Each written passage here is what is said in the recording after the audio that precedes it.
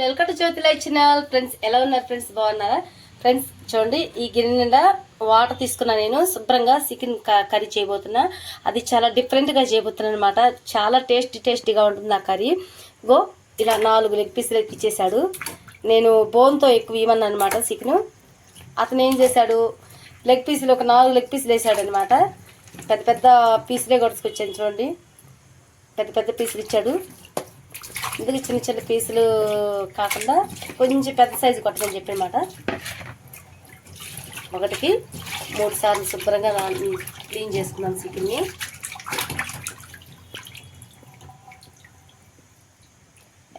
ఎమ్మీగా ఉండిపోతుంది ఈరోజు చికెన్ కర్రీ. ఇదంతా శుభ్రంగా ఇలా అంతా నీట్గా తీసేసుకోవాలి.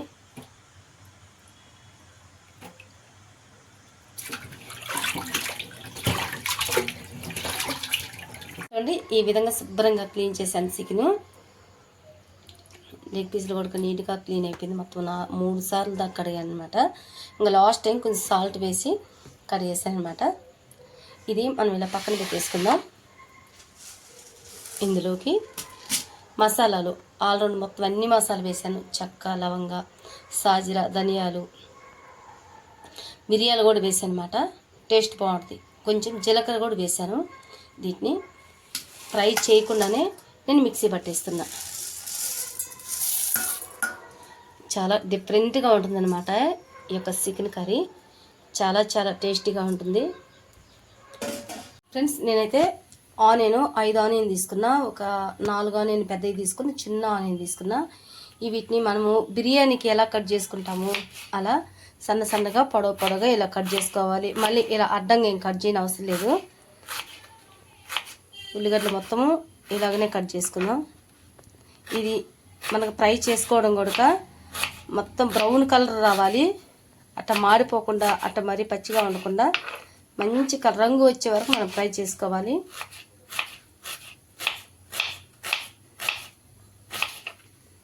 ఇలా సండే కదా, సండే స్పెషల్ ఇలా చేస్తున్నాను అనమాట.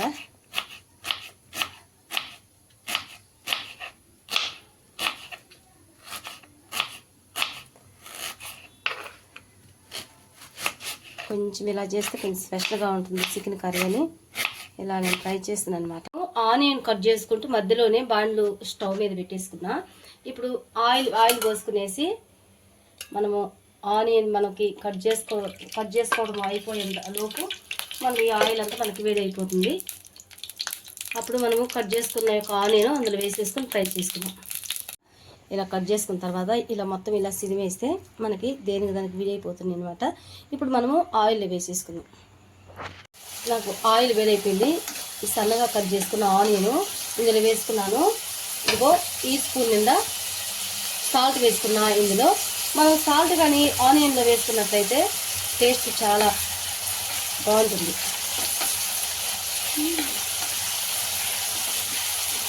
ఇలాగనే చేయాలి మైత్రి. మనకి ఆనియన్లో సాల్ట్ వేసుకొని ఫ్రై చేసుకోవాలి. ఎప్పుడైనా ఏదైనా కర్రీ చేయాలంటే ఆనియన్లో మనకి సాల్ట్ వేసుకోవాలి. ఇప్పుడు గుర్తుపెట్టుకో. ఇది చిన్న చిట్టా కొడతా. మమ్మీ కూడా నాకు చాలా చెప్తుంది. ఎప్పుడైనా నేను ట్రై చేసేటప్పుడు కూడా అలాగే చేసేదాన్ని అనమాట. సాల్ట్ వేసేదాన్ని అది తొందరగా కావాలంటే. ఫ్రెండ్స్, ఈ విధంగా నేను ఆనియన్ ఫ్రై చేసుకున్న చూడండి, బ్రౌన్ కలర్ వచ్చేసింది. ఇది పక్కకు పెట్టేద్దాం. మళ్ళీ వేద్దాం చికెన్ కర్రీలో. ఫస్ట్ అయితే సాల్ట్ వేసుకున్నాం మనము. అందులో మనకి ఆనియన్లో మనకి సాల్ట్ ఉంది కాబట్టి 1 స్పూన్ వేసుకున్నాం ఫస్ట్.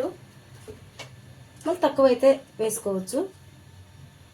కారం తినే కొద్దీ నేనైతే 1.5 స్పూన్ తీసుకున్నా. పసుపు 1/2 స్పూను. అల్లం వెల్లుల్లి పేస్ట్ 2 స్పూన్లు.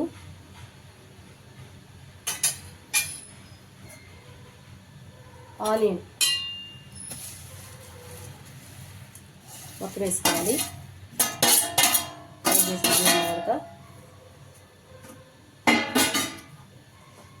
కరివేపాకు, పచ్చిమిర్చి ఇలా ముక్కలుగా కట్ చేసుకుని వేసుకోవాలి. కరివేపాకు, పచ్చిమిర్చి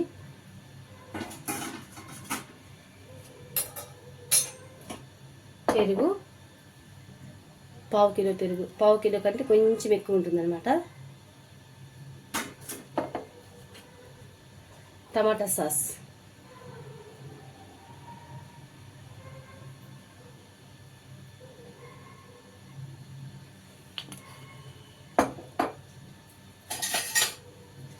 వేసుకుని మొత్తం కలిపేసుకుందాం. ఈ కర్రీ కానీ ఒక్కసారి కానీ మీరు ట్రై చేస్తే అస్సలు లైఫ్లో మర్చిపోలేరు. ఇది మనకి ఇంటికి గెస్ట్లు వచ్చినప్పుడు ఇలా తయారు చేసి పెట్టండి, అసలు హ్యాపీ అయిపోతారు వచ్చిన గెస్ట్లు కూడా. మనకి ఆయిల్ మనము ఆనియన్ ఫ్రై చేసుకున్న ఆయిలే వేస్తున్నాను అనమాట.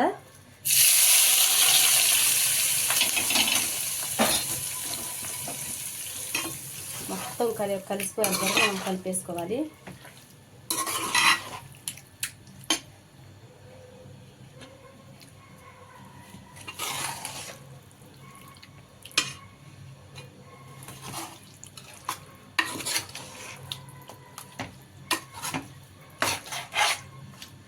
ఇందులో నిమ్మకాయ కూడా పిండుకోవాలి. చిన్న నిమ్మకాయ పిండుతున్నా. మనము తినే కొద్ది అనమాట, పులుపు కొంచెం తక్కువ పిండుకోవాలి. నేను సగమే పిండి వేసుకుంటున్నాను అనమాట, సగం బద్ద. విత్తనాలు పడుతున్నాయి అనేసి ఇట్లా చేద్దాం పెట్టాను.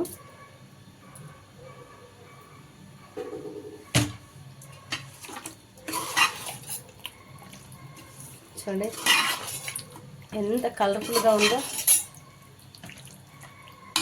ఇది ఒక 10 నిమిషాలు మనము అలా నానబెట్టుకోవాలి. ఇంకొకటి ఏంటంటే ఇందులో గరం మసాలా కూడా వేయాలి. మనం మిక్సీ పట్టుకున్నాం కదా ఇందాక, ఈ గరం మసాలా వేసేసుకుందాం.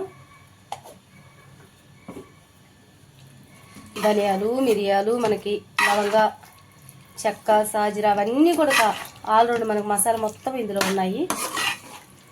ఇంకా మనం పైగా ఏ మసాలా మనకు వేయని అవసరం లేదు. జీలకర్ర కూడా ఉంది, అన్నీ ఉందన్నమాట ఈ మసాలాలోనే.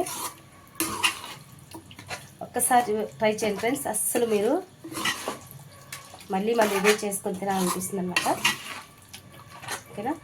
మనం ఇలా శుభ్రంగా అంతా నీట్గా చేసేసుకొని మనము ఒక 10 నిమిషాలు పక్కన పెట్టేసుకోవాలి. మ్యాగ్నేట్ చేసుకున్న యొక్క చికెన్ని స్టవ్ ఆన్ చేసుకునేసి పొయ్యి మీద పెట్టేశాను.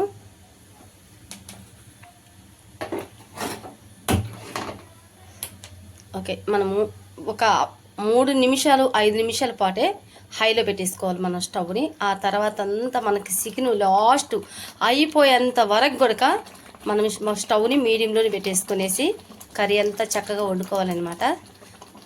అదిరిపోద్ది కర్రీ అసలుకి. మనకి ఇంకా బగారా రైస్ కానీ అలా చేసుకొని వండుకుని తింటే బాగుంటుంది, ఇంకా చపాతీల్లోకి. ఓకేనా? ఇది మూత పెట్టేసుకుందాం. అసలు ఎంత బాగుందో కలర్ అసలుకి. ఇంకా మనం మొత్తము ఇది హై కాకుండా మరీ సిమ్ కాకుండా స్టవ్ని మీడియంలో పెట్టేసుకుందాం. ఓకేనా? కొంచెం వాటర్ వేసుకుందాం. కొంచెం వాటర్ వేసి టీ గ్లాస్ నిండా వాటర్ వేసానమాట.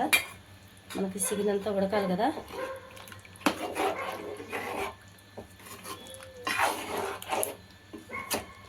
ఎప్పుడైనా ఏ కర్రీ అయినా మనకి సిమ్లో పెట్టుకొని మనకి కర్రీ వండుకుంటే టేస్ట్ చాలా బాగుంటుంది. హైలో పెట్టుకొని ముక్క ఉడక్క ఫ్రై మాడగొట్టుకొని దాని టేస్టే పోతుంది అనమాట. ఇప్పుడు మూత పెట్టేసుకుందాం. మధ్య మధ్యలో కలుపుకుంటూ మూత పెట్టేసుకోవాలి. ఇప్పుడు మధ్యలో ఒకసారి కలుపుకుందాము. ఇది ఊరికే కలుపుతున్నా కూడా మనకి ముక్కలు మాత్రం వెళ్ళిపోతాయి అన్నమాట. చూడండి ఎంత తిక్కుగా అవుతుందో కర్రీ. కనీసం మనకి ఈ యొక్క సిమ్లో పెట్టి చేసుకోవడంతో కర్రీ మనకు 3/4 గంట పడుతుందనమాట. మనకి సిమ్లో పెట్టుకుంటే స్లోగా మనకు ముక్క ఉడుకుతుంది. ఓకేనా ఫ్రెండ్స్? మనకి కర్రీ అంతా రెడీ అయిపోవడం అయితే అయిపోయింది. చూడండి ఆయిల్ అంతా మనకి పైకి తేలిందనమాట. ఆయిల్ మనకి పైకి తేలిందంటే కర్రీ అంతా రెడీ అయిపోయినట్టు. చూడండి కొత్తిమీర వేసేసుకుందాం.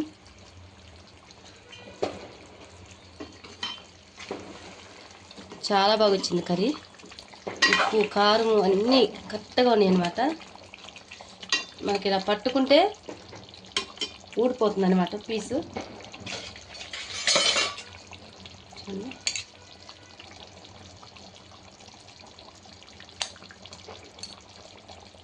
మొత్తం ఇట్లా మెత్తగా అయిపోయింది, మెత్తగా ఉడికిపోయింది అనమాట. ఓకే ఫ్రెండ్స్, ఇప్పుడు మనం స్టవ్ ఆన్ చేసుకుందాం. ఫ్రెండ్స్, ఇంటికి బంధువులు వచ్చినప్పుడు ఇలా చేసుకొని మనకి ఇంటి మొత్తం ఇలా మనం తిన్నట్లయితే హ్యాపీ అనిపిస్తుంది అనమాట. ఫ్రెండ్స్, మీరు కూడా ఇలాగనే ట్రై చేయండి. నచ్చినట్లయితే లైక్ చేయండి, షేర్ చేయండి, సబ్స్క్రైబ్ చేసుకోండి. Okay friends, bye.